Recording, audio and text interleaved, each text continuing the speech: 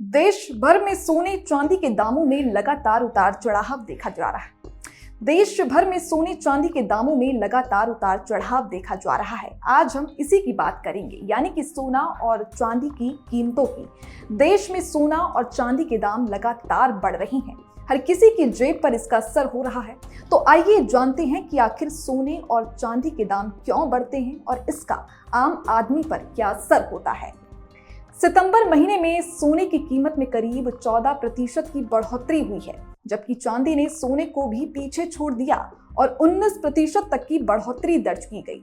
दिल्ली में आज 24 कैरेट सोने का भाव 11,819 रुपए प्रति ग्राम और चांदी का भाव 1,50,000 रुपए प्रति किलो तक पहुंच गया है। विशेषज्ञ बताते हैं कि सोने चांदी के दाम बढ़ने के पीछे कई वजह है।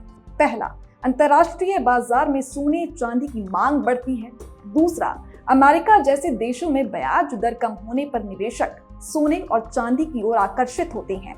तीसरा, औद्योगिक मांग भी चांदी के दाम बढ़ाने में मदद करती है, क्योंकि इलेक्ट्रॉनिक, सोलर पैनल और इलेक्ट्रिक वाहनों में इसका इस्तेमाल होता है। सोने चांदी की कीमत बढ़ने से आम आदमी की जेब पर असर होता है। शादी, त्योहार और पूजा पाठ के समय सोना खरीदना महंगा हो जाता है। आज के समय में सोना तो छोड़िए, चांदी भी गरीब आदमी की पहुंच से बाहर हो गई है। लेकिन देखिए, भाव बढ़ने के फायदे भी हैं।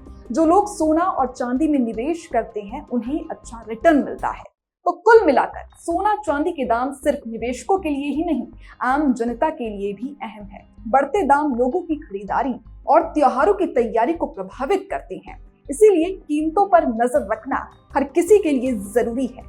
वहीं आप अगर दिवाली के मौके पर सोने और चांदी में निवेश करने की सोच रहे हैं, तो जान लीजिए कि एक्सपर्ट्स क्या सलाह दे रहे हैं।